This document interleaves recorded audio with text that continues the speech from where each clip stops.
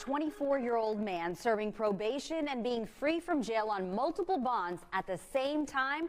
Well, he's now accused of trying to run over a constable deputy. Fox 26's Randy Wallace joining us live from the courthouse with the latest in his ongoing series. Randy. Yeah, Anthony. Now, according to court documents, the DA's office filed 5 motions to revoke Jalen Lewis's probation and put him behind bars. But 263rd Judge Melissa Morris kept Lewis on probation. Harris County has become the county of little or no consequence when it comes to breaking the law. In 2021, 24-year-old Jalen Lewis began serving a 3-year probated sentence for a felony theft conviction. He wasn't abiding by any of his conditions of probation. Like not breaking the law. While on probation, Lewis has racked up both felony and misdemeanor charges, including a neglecting a child charge in Waller County. That should have been the end of the story. You're going to remain here, or we're going to ship you to Waller County to face, your charges back then. But they continued to punt him back out. Last December, police say Lewis stole a Camaro valued at $42,000 from Lone Star Chevrolet, and then tried to sell it for $8,500 on Facebook Marketplace. All total, the district attorney's office filed 5 motions to revoke his probation and send him to prison. Each time, instead of doing that, they just continued him on probation. Last week, deputies say Lewis tried to steal an ATM machine from this convenience store in northwest Harris County. While attempting to flee, Lewis allegedly tried to run over a Precinct 4 constable deputy. He's clearly violating the conditions of his probation and out attempting to kill a police officer. And that's very bothersome for me as a leader and out here in North Harris County. I don't know how many times you can continually violate your probation, yet for whatever reason the courts think you're a good risk to the public safety and the community. It's not known if 263rd District Court Judge Melissa Morris will send Lewis to prison for his latest criminal charge or keep him on probation. Until we get a judiciary back here in Harris County that's going to hold these individuals accountable, Harris County is unsafe. Now, Jalen Lewis is back behind bars in custody tonight, charged with aggravated assault of a public servant. He has a bail review hearing this Friday. Reporting live from the courthouse, Randy Wallace, Fox 26 News. Houston police are looking for the person responsible for shooting a 6-year-old boy in the side of the head earlier this morning. Fox 26's Jonathan Mejia is live in Greens Point neighborhood, where he spoke with a resident who also had his home shot and the neighbor who stepped in to help the 6-year-old boy. Jonathan. Yeah, neighbors at the Canfield Lakes apartment tells me this shooting hit too close to home. They say this isn't the first time a shooting happens here, and they'd like to see change happen soon. I didn't even know it was gunshots. I thought it was fireworks.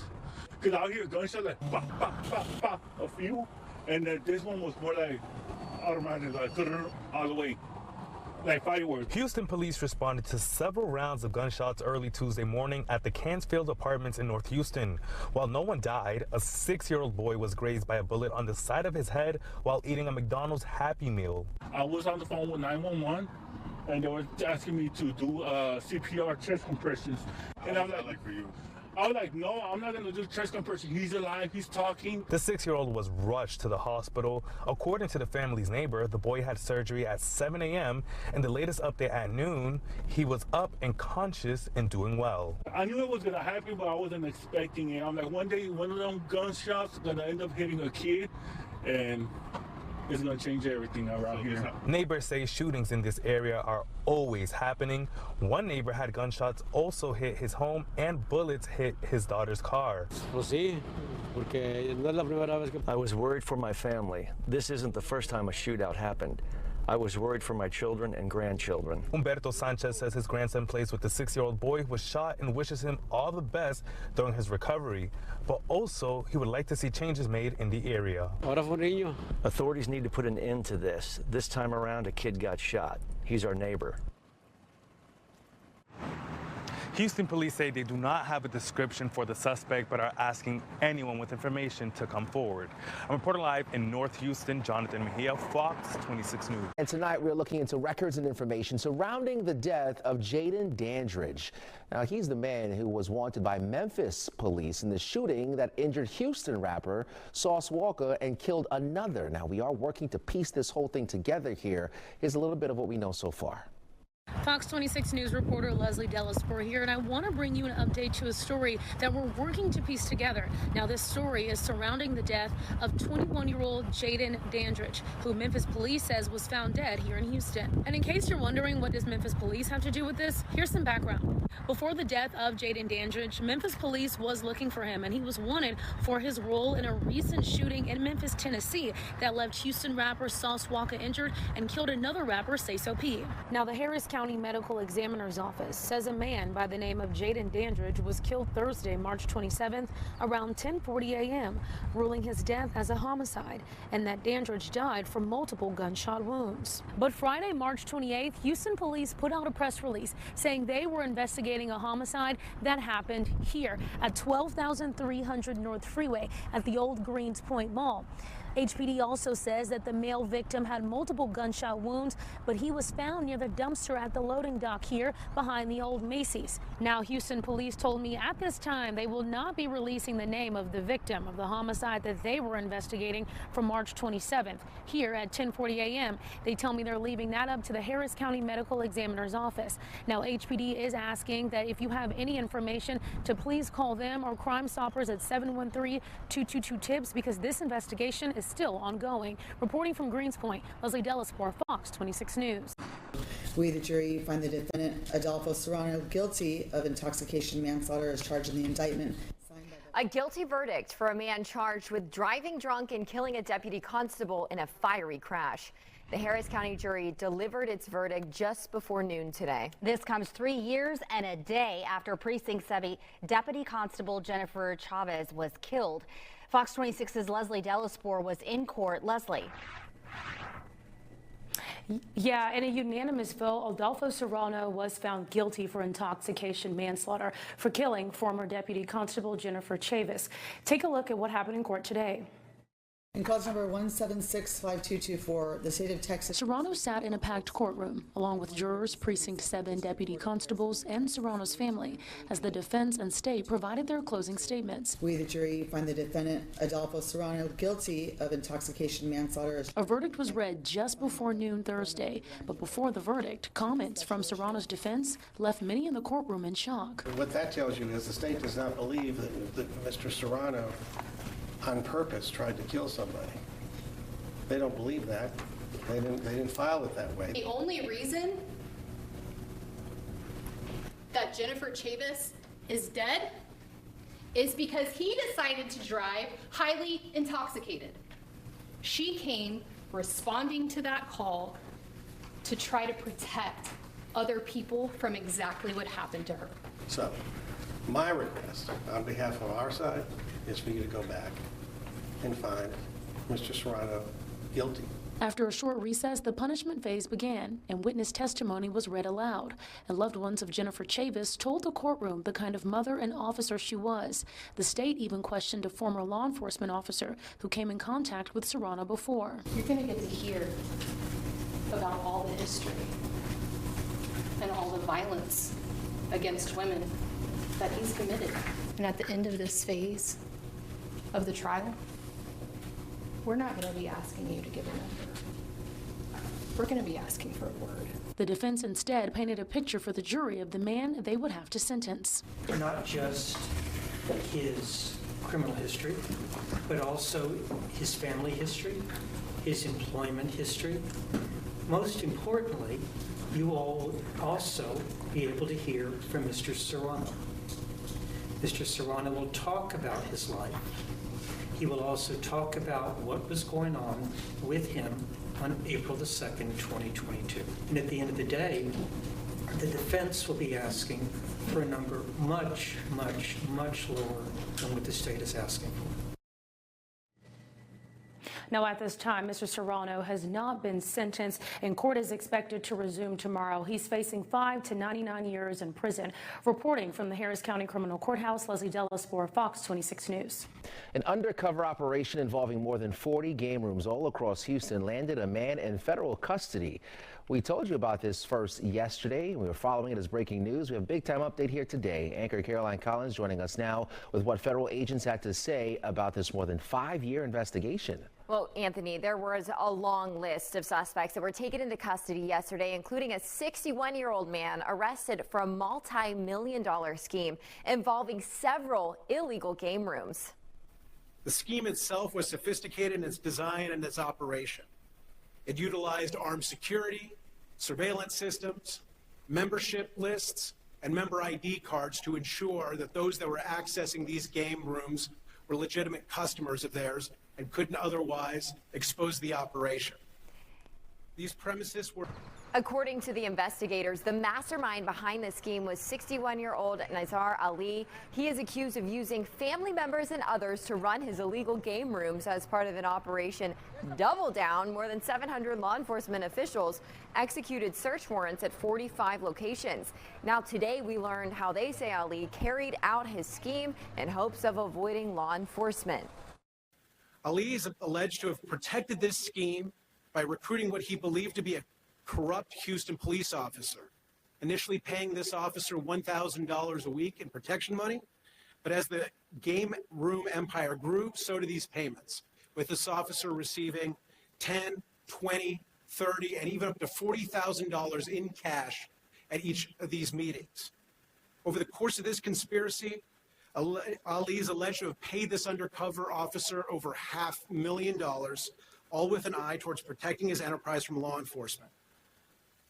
What Ali did not know is that this officer was an undercover agent working for investigators and law enforcement, all working to bring down this gambling enterprise from the inside.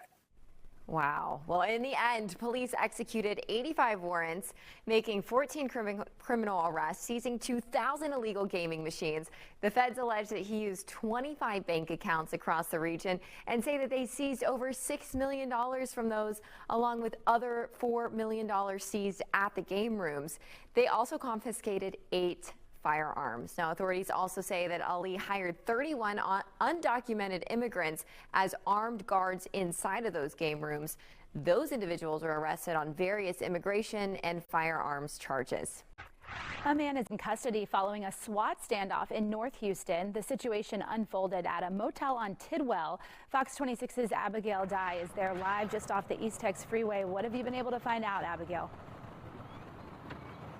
Well, this all wrapped up within the past hour here at the Mustang, and it was a nearly 7-hour-long standoff, and a suspect is in custody, a man who had warrants out for aggravated assault and possession of a weapon as a felon. We'll show you some video that we've shot over the past few hours as this SWAT situation continued to grow and grow. We saw robots, tear gas, all types of different tactics being used by SWAT personnel trying to force this man to come out of this hotel room that he had barricaded himself inside.